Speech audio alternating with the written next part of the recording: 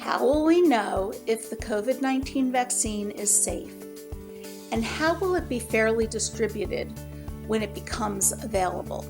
Vaccines normally require years of research and testing before entering clinical trials, but scientists are pushing to produce a safe and effective coronavirus vaccine by early 2021.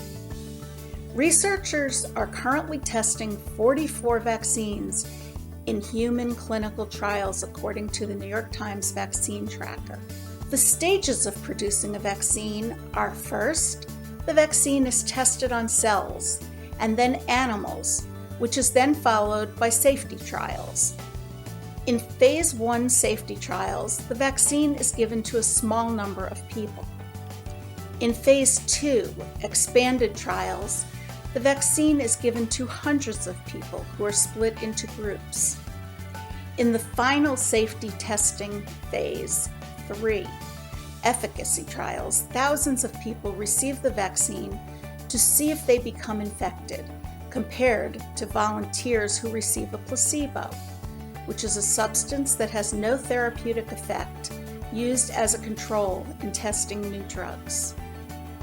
The trials determine if the vaccine protects against the coronavirus. The U.S. Food and Drug Administration has said that a vaccine must protect 50% of vaccinated people to be considered effective. The final stage is FDA approval after the trial results are reviewed. In the case of the coronavirus pandemic, a vaccine could receive emergency approval before getting formal approval.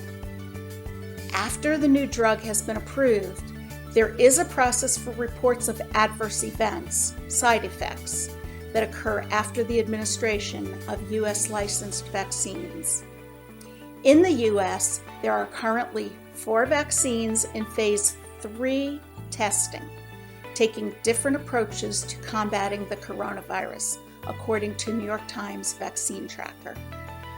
The companies involved are Moderna, Pfizer, who's partnered with BioNTech and Fosun Pharma, where Yale School of Medicine and Yale New Haven Hospital are participating in the phase 3 Pfizer trial, Johnson & Johnson in partnership with Beth Israel Lahey Health, and Novavax.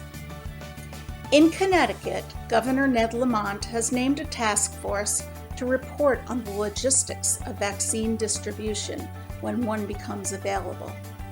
The focus of the task force is to make sure the vaccine is distributed fairly and correctly. As of October 6th, the FDA is requiring developers to provide at least 2 months of safety data after a full vaccine regimen in order to receive authorization for emergency use of a vaccine. The CDC has provided funding to Connecticut and other states to refine and update vaccination plans in preparation for the upcoming COVID-19 vaccine program. If the vaccine were available today, only 21% of Americans would definitely get it, according to a Pew Research Center poll, and 24% would definitely not get it. To learn more, visit www.ctcps.org.